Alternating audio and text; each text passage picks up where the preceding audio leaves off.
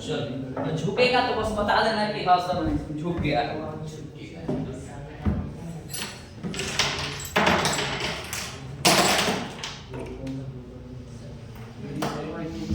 हाँ तकल्लुफ छोड़िए,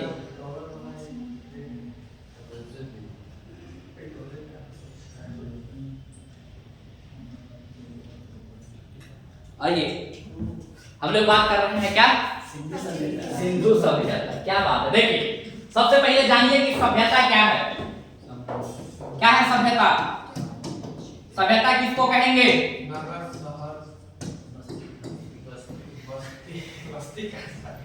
देखो किसी एक प्रकार की जीवन शैली, ठीक है, जीवन जीने का तरीका एक ही प्रकार की किसी एक निश्चित स्थान पे लंबे समय तक टिका रहना, ठीक है।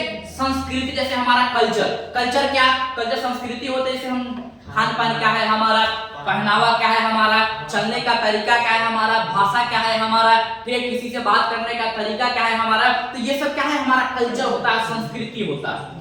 जब यही संस्कृति किसी एक जगह पे लंबे समय तक अगर चल रहा हो तो वो सभ्यता का रूप ले लेता है। मतलब सभ्यता का छोटा सा रूप है क्या, सभ्यता का छोटा सा रूप संस्कृति, संस्कृति का बड़ा सा रूप सभ्यता, ठीक है। चल तो उन सारी सभ्यताओं में एक सभ्यता था क्या, सिंधु सभ्यता, ठीक है। क्या था, सिंधु सभ्यता। देखिए सिंधु सभ्यता की हम बात करें तो सिंधु सभ्यता के बारे में याद रखिएगा कि पूरी दुनिया की पहली सभ्यता थी ये, कौन, पूरी दुनिया की पहली नगरीय सभ्यता थी। तो यहां से दो टाइप के क्वेश्चन आता है। एक क्वेश्चन आएगा कि दुनिया की पहली सभ्यता कौन है, दुनिया की पहली, नगरीय नहीं, सीधे पूछेगा कि दुनिया की पहली सभ्यता कौन है, तो क्या हो जाएगा, नहीं होगा, क्योंकि यहां नगरीय शब्द जोड़ना होगा। अगर ऑप्शन में मेसोपोटामिया होगा तो याद रखेगा कि मेसोपोटामिया जो था वो पूरी दुनिया की पहली सभ्यता है। मेसोपोटामिया दुनिया की पहली सभ्यता है। मेसोपोटामिया जो है वहां पर दो नदी आपको मिलेगा, एक नदी दजला और एक नदी फरात। और इन्हीं दजला और फरात नदियों के द्वार क्षेत्र में जो शहर बसा, जो क्षेत्र बसा, ठीक है, उसी को हम क्या कहेंगे, मेसोपोटामिया की सभ्यता। बस दिक्कत क्या है कि वो सभ्यता एक ग्रामीण सभ्यता था, मतलब उनकी जीवन शैली बड़ा साधारण थी, गांव वालों की तरह। ना ही उनका टेक्नोलॉजी हाई था, ना ही उनका किसी भी प्रकार की कोई व्यवस्था वो आधुनिक था, ठीक है। तो वो ग्रामीण जीवन व्यतीत कर रहे थे। लेकिन इसी समय पे जब भारत में जो सभ्यता पनपी थी, ये सभ्यता सिंधु सभ्यता नगरीय सभ्यता था। क्यों शहरी सभ्यता था, क्योंकि यहाँ के लोगों के जीवन जीने के तरीका है थोड़ी सी अलग थी, आधुनिक तरीके से जीवन जीते थे। जैसे अभी देखिए ना, गांव और शहर में डिफरेंस क्या है, हम क्यों उसको ग्रामीण क्षेत्र कहते हैं, क्यों किसी को शहरी क्षेत्र कहते हैं, क्या होता है, नदी शहर में नहीं होता है,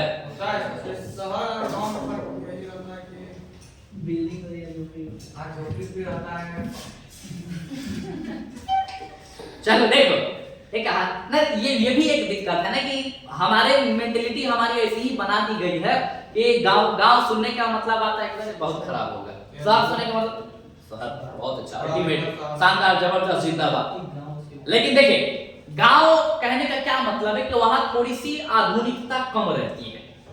जैसे स्वास्थ्य व्यवस्था में आधुनिकता आपको कम मिलेगा, ठीक है। किसी का पेट दर्द किया, ठीक है, वो 2-4 मुट्ठी अजवाइन लेके कुछ कांच उसके मुंह में डाल दिया गया, ठीक है।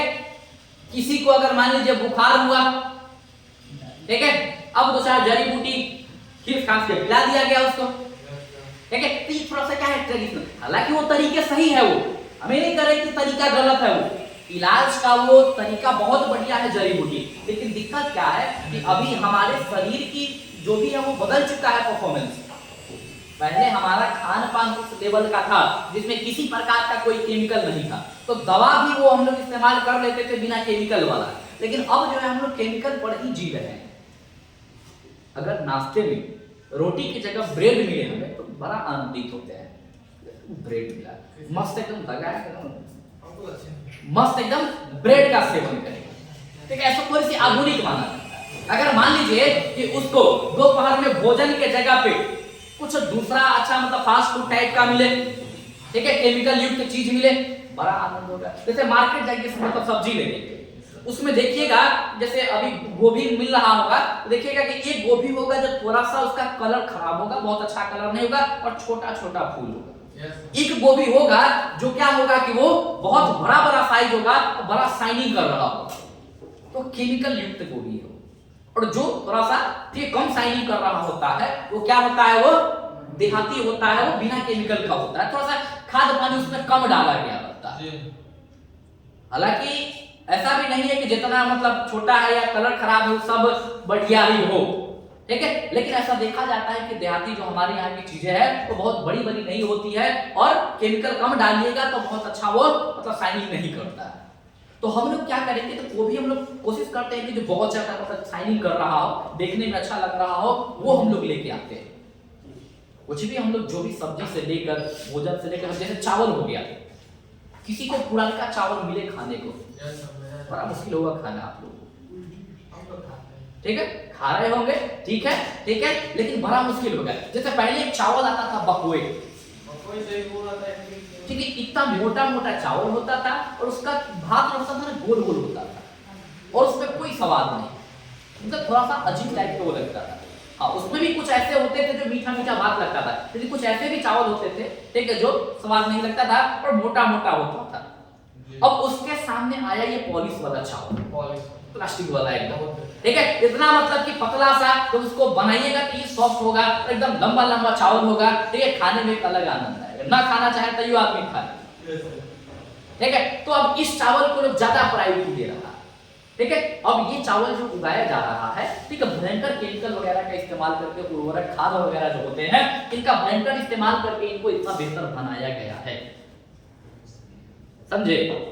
तो कहने का तात्पर्य ये है कि जो भी ट्रेडिशनल चीजें होती है सारी चीजें बेहतर है, नो डाउट, लेकिन क्या कुछ नहीं बता, किस चीज पर रहे थे हम वही भूल गए, ठीक है, किस टॉपिक पे बता रहे थे, सभ्यता के बारे में, हाँ, गांव और शहर के बारे में बता रहे हैं। चलो देखो, तो गांव की बात क्या है, तो गांव और शहर में डिफरेंस, अगर मतलब डिफरेंस पूछा जाए तो याद रखिए कि गांव जो होता है वहां थोड़ी सी स्वास्थ्य व्यवस्था थोड़ी सी कम होगी, ठीक है, शिक्षा व्यवस्था थोड़ा सा कम होगा, ठीक है, लोग कम शिक्षित होंगे वहां, ठीक है, ऐसी कुछ ट्रेडिशनल चीजें वहां अपनाई जाती होगी।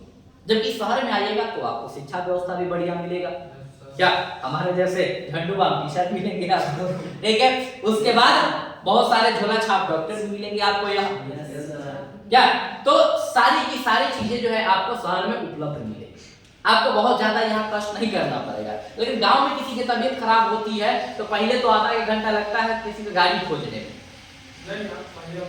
ठीक है, अब सब लोग अमीर थोड़ी है, कुछ मेरे जैसे भी लोग हैं, ठीक है, तो पहले गाड़ी खोजने में समय लगता है, जब गाड़ी मिला तो शहर लाने में देख दो घंटा लगता है, अब वहां शहर लेके आए तो फिर इलाज होती है उसकी, ठीक है। तो इस कारण से ऐसा होता है कि लोग जो है वो ना चाहते हुए भी, जय भारत।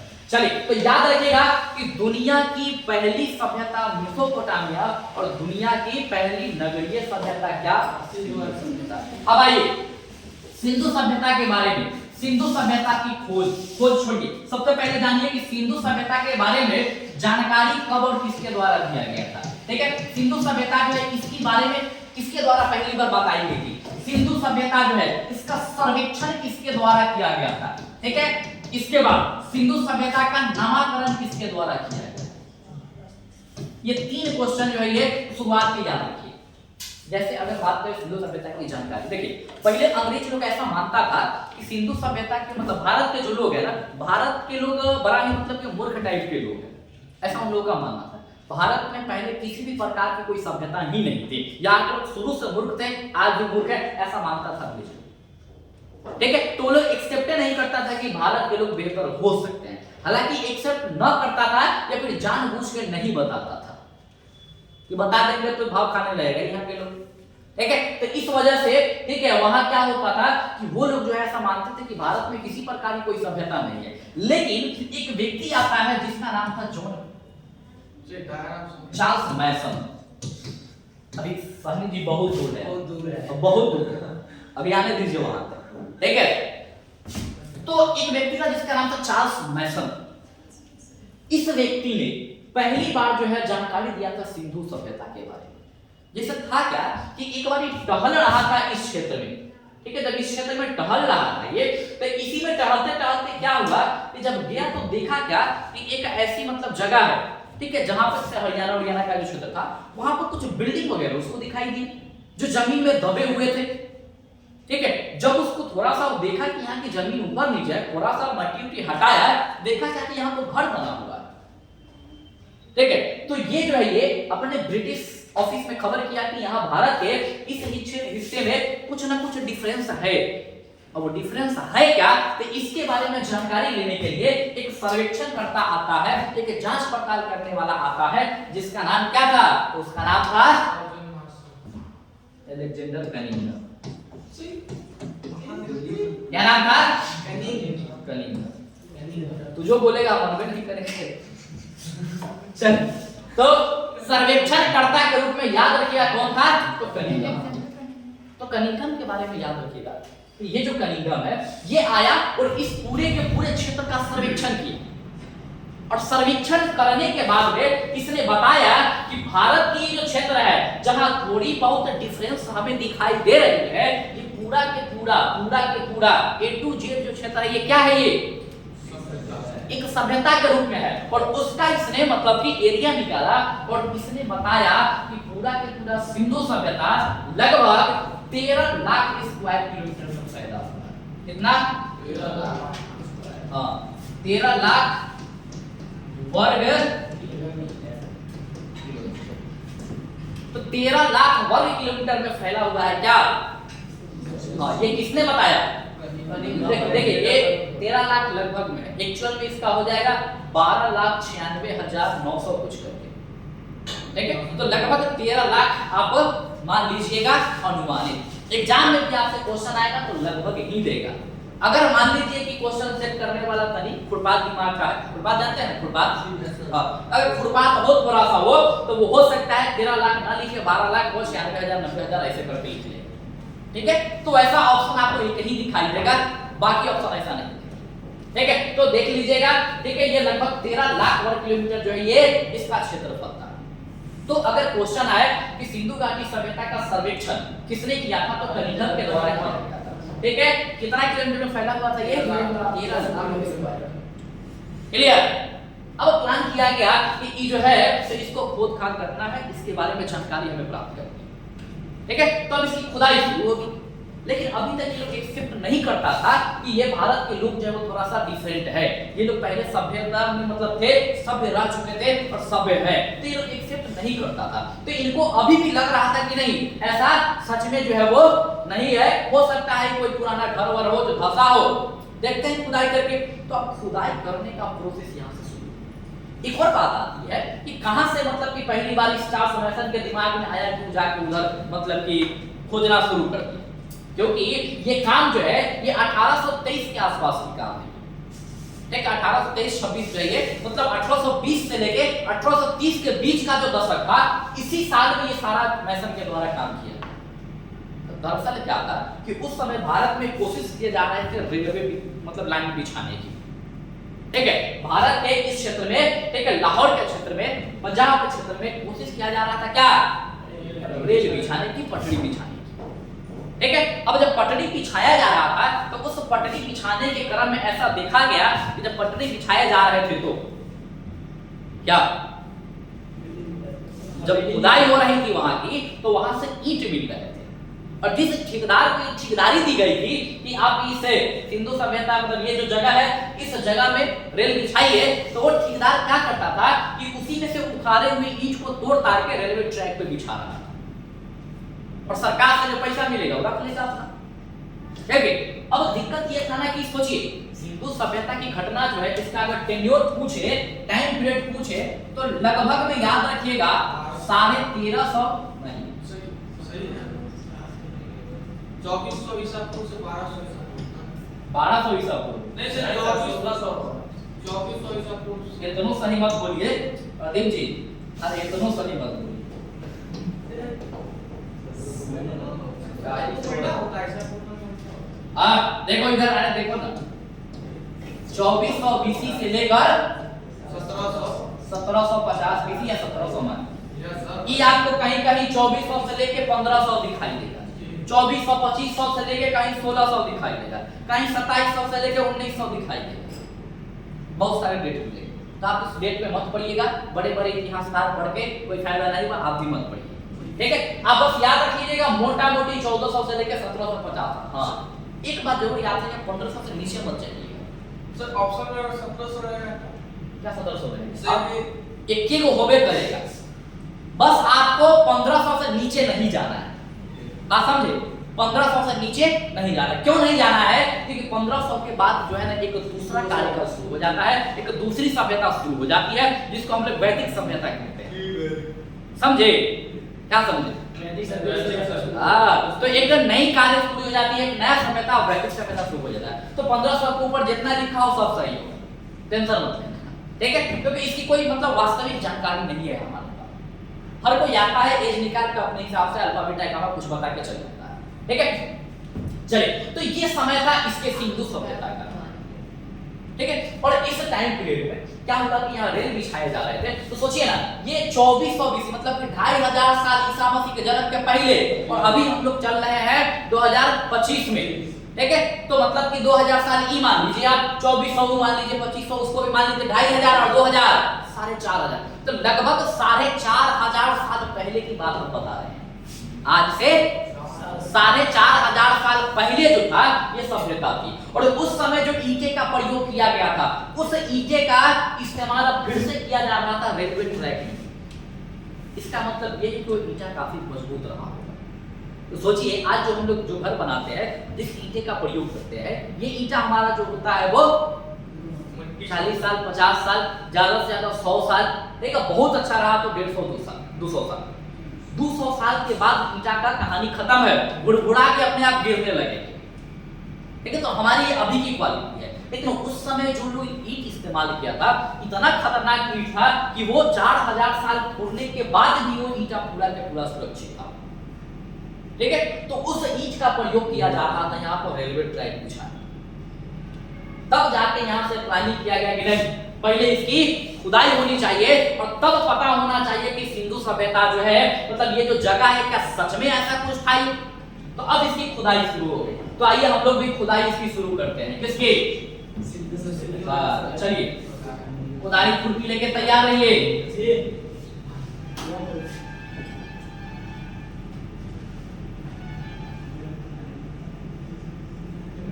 कल ना एक बच्चे के स्टेटस में हम एक स्टेटस देखे उसका एक, ठीक है, तो बड़ा आनंद आया हमको उसका स्टेटस देख। स्टेटस क्या लगाया हुआ था?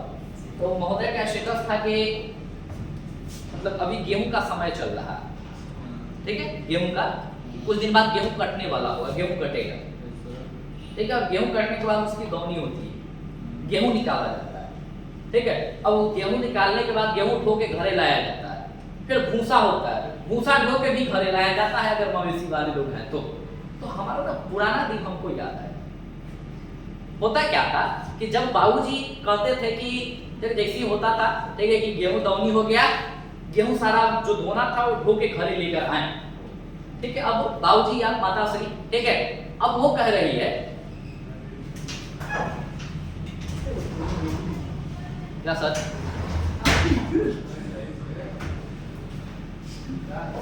कौन थे ये? चलिए चलो तो सुनो, कहानी सुनो, हमारी कहानी सुनो। तो जब गेहूं ढो के घरे लाते थे ना, और वही मेरे माता श्री या बाबूजी कहते थे कि भूसो ढोना है, गजब का मतलब भीतर से होता था कि अभी गेहूं ढो के लाए, अभी दौनी कराए और फिर भूसो ढोना है। तो बहुत बड़ा मतलब कि वो काम लगता था, ठीक है। तो सच में दिल टूट जाता था एकदम, मतलब नहीं कि बहुत भयंकर कोई काम दे दिया गया है, ठीक है। तो वैसा ही कुछ वो स्टेटस लगाया हुआ था कि अभी अभी गेहूं ढो के आए हैं, अब पिताजी कह रहे हैं कि भूसा भी ढोना है। तो जब वो स्टेटस देखे ना, हमको अपना पुराना दिन याद आया और बड़ा हंसी आया। फिर ये कि सच में उस समय जब कहा जाता था कि अब भूसा भी ढो लो, तो बड़ा अजीब लगता था, अभी तो हम गेहूं ढो के आए, ठीक है, फिर भूसा ढूंढना है, तो बहुत बड़ा काम करता था। और दिक्कत क्या था कि उस स्टेटस में रहो, ठीक है, रावण था, हाँ शायद रावण ही था, रावण का इमेज सेट कर दिया था, तो और बेहतरीन लग रहा था। क्या कोई समस्या है क्या? चल तो देखिए, फिलहाल आइए हम बात कर रहे थे सिंधु सभ्यता के बारे में। सिंधु सभ्यता की खुदाई कैसे होती है, कैसे होती है? देखिए, तो ये जो व्यक्ति था सिंधु सभ्यता की सब मैनेज करने का, उसका नाम क्या था? तो जॉन मार्शल। हाँ, कौन? जॉन मार्शल जो था, इसको काम मिला था क्या? खुदाई करवाने का। ये एक ब्रिटिश अधिकारी था। तो खुद ही खुरपी हंसवाले के लिए मतलब खुदाई लेके खुदाई नहीं करेगा, ये क्या करेगा? तो कुछ ठेकेदार को छूटेगा, ठेकेदार मजदूर लेके आएंगे और खुदाई शुरू। तो पहला शहर जो खुदाई शुरू हुआ था, उस शहर का नाम था हड़प्पा। साफ साफ इंस्ट्रक्शन था कि एकदम आराम आराम से खोदना है, कोई भी सामान टूटनी नहीं चाहिए। ठीक है, जैसे यहाँ से खुदाई हो रही थी, तो खुदाई हुई, खुदाई होते होते ऐसे ऐसे खुदाई की जा रही थी, और जहां जहां डिफरेंट लगे उस सारा खोदना है। जैसे होता है कि जैसे मान लीजिए ये कोई मिट्टी भरा हुआ हो बाद में, और कोई पहले से ही मतलब कि पूरा मिट्टी ही हो, जब उसको खोदिएगा, जो बाद में भरा गया हो मिट्टी थोड़ा सा फुल्क होता है, मतलब हल्का होता है, वो आराम से मतलब खुदा जाएगा। ठीक है, और जो बहुत मतलब ये वीडियो है ना ठीक है। चलो देखो, तो होता क्या है कि जो मतलब कि पुराना जो होता है वो क्या होता है, वो मिट्टी बहुत ज्यादा वजन होता है। तो इसने साफ साफ इंस्ट्रक्शन दिया था कि जो भी मतलब कि हार्ड मिट्टी होगा उसको छोड़ देना है, जो सॉफ्ट होगा उसको वहां से हटा के देखना है। बस इतनी मतलब कि बारीकी से उसकी खुदाई होनी चाहिए कि कुछ भी टूटे ना, ठीक है, ताकि उसके बारे में ठीक ठीक जानकारी लिया जा सके। क्या सच में भारत के लोग इतने होशियार थे? क्या सच में भारत में एक सभ्यता पनपती थी? तो इस चीज की जानकारी देने की बात यहाँ की जा रही थी। कहां पर? हाँ, सिंधु घाटी सभ्यता।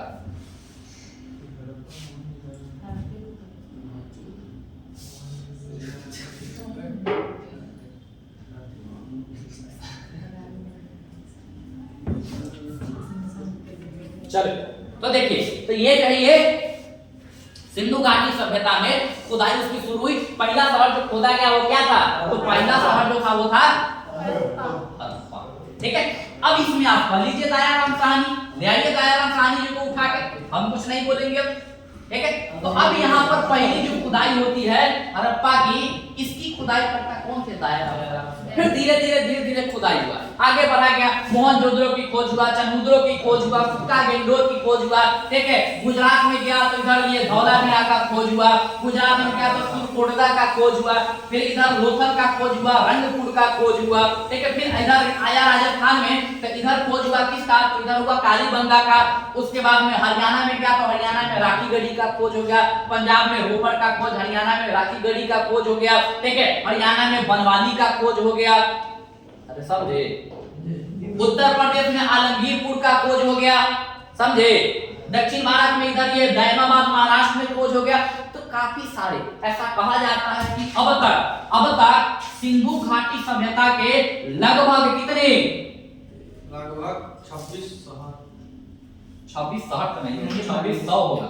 26 शहर जैसे सर सब जगह खोद दिया, क्या सब जगह खोद दिया, छोटे बड़े सब मिला के 26 शहर। देखो, लगभग अभी तक 2600 अलग अलग स्थलें खोजी जा चुकी है सिंधु सभ्यता। ठीक है, हाँ बर्दाश्त कर लीजिए, ना होगा लेकिन कर लीजिए। 2600 शहरें जो है वो सिंधु सभ्यता में अभी तक खोजी जा चुकी है।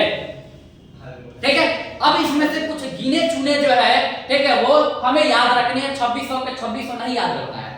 सबसे यूनिक बात यह है कि सिंधु सभ्यता में लगभग सिर्फ गुजरात से ही, सिर्फ और सिर्फ गुजरात से ही कितने?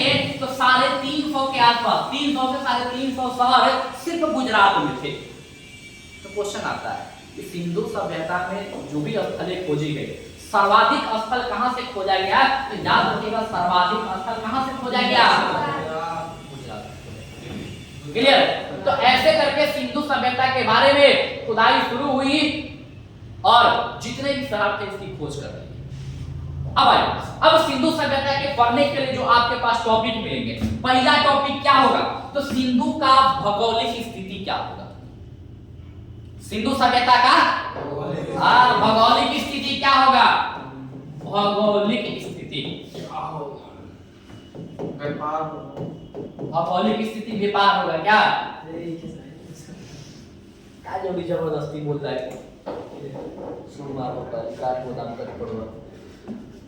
चलिए देखिए, भौगोलिक स्थिति की बात करेंगे तो याद रखिएगा कि सिंधु की भौगोलिक स्थिति जो थी वो क्या थी? भौगोलिक स्थिति, इसको हम साधारण भाषा में, हेलो इधर ध्यान दो, साधारण भाषा में इसको हम चौहद्दी कह सकते हैं। ये तो सब जानता होगा क्या? तो याद रखिएगा सिंधु सभ्यता की चौहद्दी ये हो गया। ये डायरेक्शन तो सबको पता होगा, हो गया ना? राजू जी बताएंगे, मुड़ी झटका से ना हुई, ठीक है? नक्शा कभी पढ़े हैं? लेकिन नहीं पता हो तो इसमें कोई ये नहीं हो, ठीक है? आप बोल सकते हैं, ठीक है? ये जो है इसको हम कौन सा दिशा कहते हैं? कैसा बोल रहा? ठीक है, राजू जी को बोलने दो। हाँ कहिए सर। उत्तर होगा, ये क्या होगा? उत्तर। ये बताइए ना, वो इधर उधर मत कीजिए, इस पे बताइए, क्योंकि आप जहां भी रहेंगे वहां डायरेक्शन आप भूल सकते हैं, लेकिन मैप पे कहीं भी रहिए, किताब जहां भी खोलिएगा डायरेक्शन सेम रहेगा। कहीं भी किताब खोल पे यही डायरेक्शन होता है, ठीक है? अब यहाँ बैठे हैं तो यहाँ बैठ के मत लेकिन ऐसे मत कीजिए। जब भी कभी कॉपी किताब पे डायरेक्शन बनेगा सेम बनता है, ठीक है? हाँ तो ये तो हो गया उत्तर। ये बताइए दक्षिण, अपोजिट में जो होता है वो उसका उत्तर दक्षिण हम लोग जानते हैं, सही हो गया दक्षिण। अब जरा यही बता दीजिए क्या है ये पश्चिम होगा? बेस्ट है, ये नौने कर रहा है, दाएं बाएं कर रहा है, दाएं बाएं कर रहा है। हाँ आप बताइए क्या पश्चिम होगा? कंफर्म? हाँ तो पूरा होगा, एक तो बच में किया क्या बता दे रहे, कल से सबको याद होना चाहिए। अगर कभी देखिए हमसे अगर आप पढ़ रहे हैं, ठीक है, अगर जीके जी हमसे पढ़ रहे हैं तो आपको ये बहुत जगह पढ़ने को मिलेगा। इतिहास में भी हम मानचित्र बनाएंगे, ज्योग्राफी में तो बनबे करेगा डेफिनेटली, ठीक है? इकोनॉमिक्स में भी हम मानचित्र बना के पढ़ाएंगे आपको, ठीक है? संविधान पॉलिटी जो होता है उसमें भी हम मानचित्र बनाएंगे, फिजिक्स में भी मानचित्र हम बना देते हैं, केमिस्ट्री में भी मानचित्र हम बना देते हैं, ठीक है? तो मानचित्र आपको पता होनी चाहिए, और मानचित्र का बेस होता है डायरेक्शन। यही आपको नहीं पता है तो फिर क्या दिक्कत है? तो याद रखिएगा उत्तर दक्षिण, और इधर जो होता है दाहिना हाथ वाला याद रखिएगा पूरब होता है। ये क्या होता है? पूरब। और बायां हाथ वाला क्या होता है? पश्चिम। असल जिधर जाएंगे तो सूरज उगेगा तब ध्यान देंगे पूरब है। तो वो जहां आप जा रहे हैं, ठीक है, वहां की बात हुई कि वहां देख लीजिए जिधर सूरज उधर मुंह करके खड़ा हो जाइए सुबह के समय में, इमत की पश्चिम के समय में जिधर सूरज मुंह करके खड़ा हो जाइएगा तो कहिएगा नहीं पूरब है, नहीं, सुबह के समय में, सुबह के समय में जिधर से सूर्योदय होती है, ठीक है, तो उसके सामने खड़ा हो जाइएगा। जब खड़ा होइएगा तो क्या होगा? वो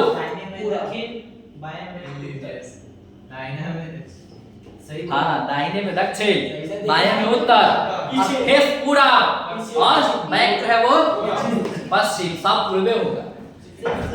चलो हाँ इधर ये मैप याद रखेगा। देखिए तो सिंधु सभ्यता में क्वेश्चन ये आता है कि इसकी चौहद्दी क्या थी, मतलब सिंधु सभ्यता पश्चिम में कहां तक फैले हुआ था, सिंधु सभ्यता दक्षिण में कहां तक फैले हुआ था, और सिंधु सभ्यता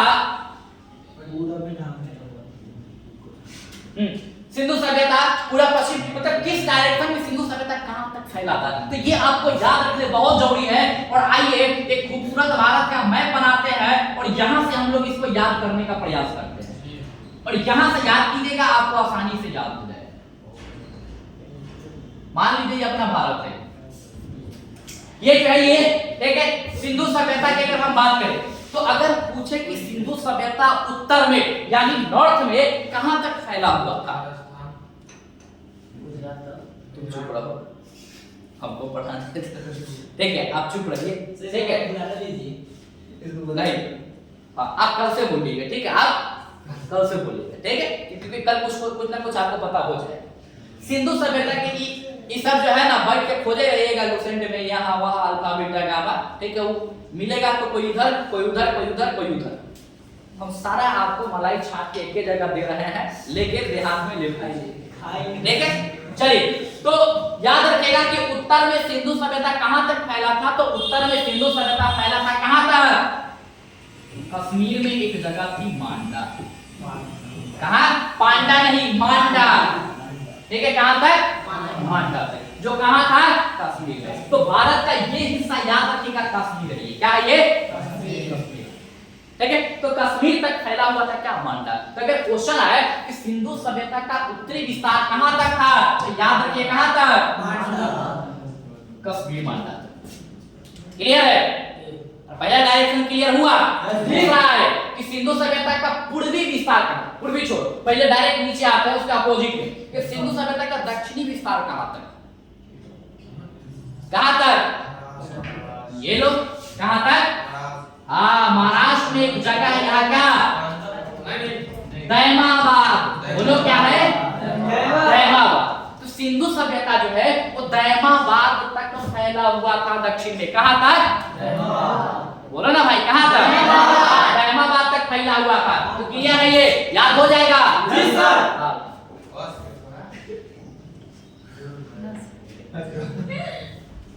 चलो, दैमाबाद तक ये फैला हुआ है। कहां तक? दैमाबाद, ठीक है? तो ये हो गया इसका ये वाला हिस्सा, महाराष्ट्र दैमाबाद। कहां? महाराष्ट्र दैमाबाद। दूसरा क्वेश्चन ये बनता है कि सिंधु सभ्यता जो है, ठीक है, इसका ये पूरब में कहां तक फैला हुआ था? ठीक है, तो पूरब में आप यहां ले लीजिएगा, उत्तर प्रदेश का एक जगह था, क्या? आलमगीर। क्या? आलमगीर, ठीक है? आलमगीर, आलमगीर नाम के एक बादशाह भी था मुगलों का, औरंगजेब, ठीक है? तो चलिए, तो ये याद रखिएगा, आलमगीरपुर जो उत्तर प्रदेश का जगह है, इस जगह पे यहाँ सिंधु सभ्यता का क्या था? ये पूर्वी विस्तार था। कहां तक? यूपी तक। क्लियर? एक बच गया पश्चिमी विस्तार। तो याद रखिएगा, पश्चिमी विस्तार कहां? आए बार बोल रहा है पाकिस्तान तक के क्यों से दो चार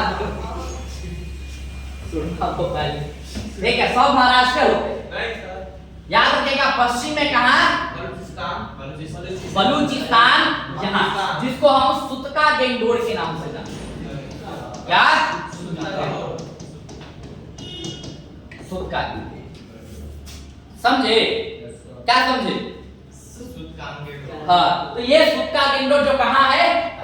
पाकिस्तान में है। अब इस सबको ना तीनों को मिला लीजिए, मिलाइए तो एक ये पॉइंट हो गया, नाम दे दीजिए। जो भाई नाम दे दीजिए, ए बी सी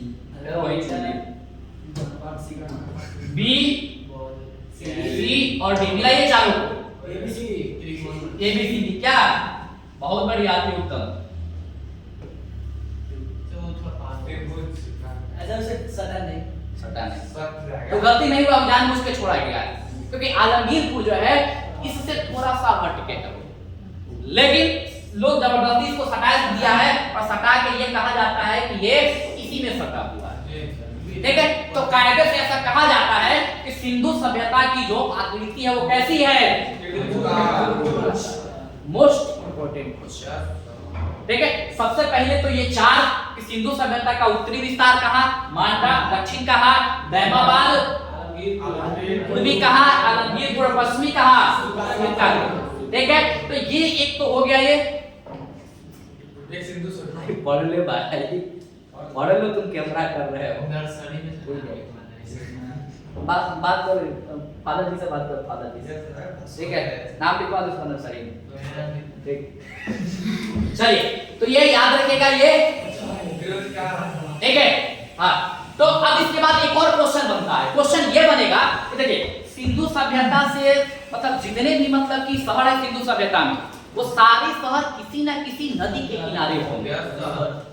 क्यों होगा? कारण बताओ। कोई बता सकता है कि सिंधु सभ्यता का सारा के सारा शहर नदियों के किनारे क्यों? हाँ, क्योंकि उस समय पर कोई चापाकल नहीं था, कोई मोटर नहीं था कि चलाएं घर घर घर करके पानी गिर गया मोटर से और हम अब आनंद ले। ठीक है, कुआं उस समय बहुत ज्यादा वो भी उसका नहीं देखा गया। हाँ, कुआं था लेकिन पूरे एती में बहुत ज्यादा फैमिलियर नहीं था। लेकिन अब बात की कुआं चलो वो भी, तो पानी पीने की तो व्यवस्था हो गई, नहाने धोने की व्यवस्था हो गई, खाने पीने मतलब कि जो अन्न उगाएंगे हम लोग क्या कुएं के पानी से उगा सकते हैं? नहीं उगा सकते। तो एक तो जनसंख्या कम थी उस समय पर, बहुत ज्यादा जनसंख्या नहीं था, तो जो भी जनसंख्या होता था वो कोशिश करता था कि वो नदियों के किनारे पर ही बसे ताकि आसानी से उसके करीब में वो खेती कर ले जाए। ठीक है, हाँ ये भी होता था, बाढ़ आता था और बाढ़ आते पे मरते भी थे लोग। और सिंधु सभ्यता तो इतना खतरनाक वो सभ्यता था कि बाढ़ की पानी लगभग 6 महीने रहती थी वहां पर, वो तो कमे कर दिया और ज्यादा कह लीजिए। ठीक है, जून के महीने में लगभग बाढ़ के हमारे यहाँ सिलसिला है कि मई जून के मतलब जून जुलाई के आसपास यहाँ मानसून आता है, वर्षा होती है। ठीक है, तो जून जुलाई के आसपास वहां बाढ़ आता था और वो बाढ़ जो है कब तक रहता था? तो वो लगभग रहता था, ठीक है, मतलब कि मार्च या अप्रैल तक, मार्च तक मान लीजिए, लगभग मार्च अप्रैल तक, वो मार्च लास्ट शुरू अप्रैल इस समय तक बाढ़ रहता था। और 3-4 महीना ही समय मिलता था सिंधुवासी को वहां खेती करने के लिए, 3-4 महीना। और उसी 3-4 महीना में लोग अपना फसल बो के काट के हटा देता था। फिर उसके बाद बाढ़ आ जाता था, तो बाढ़ से ग्रसित थी ये क्षेत्र, तो लोगों को तकलीफ होती थी, लेकिन फिर भी बात है कि वो भोजन तो चाहिए, तो इसके लोग कोशिश करता था सिंधु के किनारे ही बसने का, मवेशी वगैरह पालता था, जिस हिसाब से दिक्कत नहीं होता था उसको पानी वानी उसको पिलाने में या फिर बहुत जो भी अलग काम होते हैं। ठीक है, तो ज्यादातर लोग कोशिश करता था कि नदियों के किनारे, तो जितने भी हम लोग शहर पढ़ेंगे ना वो सारे के सारे शहर किसी न किसी नदी के किनारे होगा, और किनारे नहीं होगा तो उस नदी के ठीक है थोड़ा सा टोचन करके थोड़ा सा डिस्टेंस पे बसा होगा, और उसकी सारी जो है मतलब कार्यशैली है वो उसी नदी से होती है। ठीक है, सबसे पहले तो इस 4 जगह का नदी याद रख लीजिएगा, क्या? सुत्का, डिंडोर, मांडा, आलमगीर, कुर्दानवाल, इसका भी तो नदी याद रखना होगा ना। बोलो नदी क्या होगा? बोल हाँ बोलो। जैसे उत्तर में घग्गर नदी, उत्तर में घग्गर नदी, मांडा नहीं जो आलमगीर से होते हुए उत्तर है, नहीं जो घग्गर नदी है। हाँ मैं बोलने दो ना, हाँ बोलो ना। घग्गर नदी हो गया, रावी नदी हो गया, व्यास नदी हो गया। अरे सुरमा भोपाली, इस 4 जगह को कोड करो ना कि 4 जगह जैसे मांडा किस नदी के किनारे है? चिन्हा नहीं, वो सिंधु नदी। चलो एकदम, अरे कुणाल गलत कभी हो ही नहीं सकता है। अखनूर, ठीक है, हाँ चलो आप बताते हैं। देखो अल्लाह नहीं, देखो सुत्का गेंडोर जो था याद रखना, ये जो था दास नदी के किनारे, कौन सा नदी? हाँ कौन सा नदी? दास नदी। मांडा जो कश्मीर में था याद रखना, कौन सा नदी? चिनाब नदी, चिनाब या चिनाब जो मर्जी लिख लो। ठीक है, तो चिनाब नदी जो है ये इसके किनारे पर मांडा शहर बसा हुआ है। अगर पूछे आलमगीरपुर तो याद रखिएगा हिंडन, हिंदी नहीं, ठीक है, हिंडन नदी के किनारे बसा हुआ था आलमगीर। अगर पूछे दैमाबाद तो दैमाबाद याद रखिएगा, कौन सी नदी? देखो देखा ठीक से जी सर, देखिए चलिए तो याद रखिएगा इसका या तो प्रवरा नदी, या तो प्रवरा नदी या फिर नर्मदा नदी। ठीक है, गोदावरी का तेल ले ले। चलिए यहाँ होगा, यहाँ होगा, ठीक है, नर्मदा नदी। ठीक, तो याद रखिएगा कि नर्मदा नदी के किनारे दैमाबाद बसा हुआ था। देखिए थोड़ा सा ऊपर था, देखिए इसी नर्मदा की सहायक नदी थी प्रवरा। ठीक है, देखिए नर्मदा कायदे से ऐसे गुजरती है, इसी से जुड़ता था एक नदी प्रवरा, और इसी के तट पे बसा हुआ था कौन? तो दैमाबाद। ठीक है, बाकी इसके बगल में गोदावरी भी था। ठीक है, तो गोदावरी क्षेत्र था, लेकिन 99% चांस है आपके एग्जाम में क्या? नर्मदा या प्रवरा का। ठीक है, तो इसको आप डेफिनेटली याद रखिए। ठीक है, क्लियर है? तो ये 4 जगह और ये 4 नदी आपको याद रखने हैं। एग्जाम में यहाँ से आपको क्वेश्चन आएगा कि ये कौन सा मतलब जगह जो था, ठीक है, जैसे मांडा किस नदी के किनारे था, आलमगीरपुर किस नदी के किनारे था, सुक्का की रोड किस नदी और धैमाबाद किस नदी के किनारे। तो ऐसे नदियों और कॉन्सेप्ट आपसे पूछ लिए जाते हैं। क्लियर है? तो ऐसे करके इन सारे नदियों के बारे में, जगहों के बारे में आपको याद है। इसके बाद जो अगला हमारा टॉपिक होगा वो अगला होगा प्रमुख स्थलों के बारे में। इसके बारे में सिंधु सभ्यता से संबंधित जितने भी स्थल है,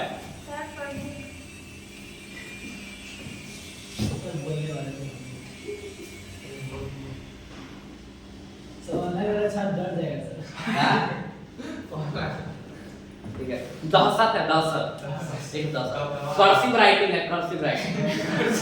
चलो, तो प्रमुख स्थल जो है ये प्रमुख स्थल याद रखिएगा, कुछ है जैसे कि बताया तो उधर, ठीक है। तो 8-10 ऐसे स्थल हैं जिसके बारे में हम पढ़ेंगे, जिसमें मोहनजोदड़ो, हड़प्पा, चनमुद्रो, लोथल, कालीबंगा, ये कुछ ऐसे क्षेत्र हैं जो बहुत ज्यादा फेमस है। जैसे लोथल से बहुत ज्यादा क्वेश्चन आता है, हड़प्पा से बहुत ज्यादा क्वेश्चन आता है, मोहनजोदड़ो से बहुत ज्यादा क्वेश्चन आता है। तो ये 3-4 ऐसे क्षेत्र हैं जहां से भर के क्वेश्चन आते हैं एग्जाम में। तो हम लोग इसको अच्छे से देखेंगे, बाकी जहां से क्वेश्चन नहीं आते हैं बस एक लाइन में उसको देख के आगे बढ़ जाएंगे। और मतलब 10 से 12 स्थल ऐसे हम लोग पढ़ेंगे जिस स्थल में क्या होगा, क्वेश्चन आए तो माथा में टकरा जाए, ठीक है, टकरा जाए, ठीक है। चल, तो ये यहाँ से याद रख लीजिएगा, ठीक, क्लियर। चल, तो आज अपनी सिंधु सभ्यता को हम यहीं तक रखते हैं, बाकी हम लोग मिलेंगे अपने, ठीक है। चल बंद करो। हाँ हेलो,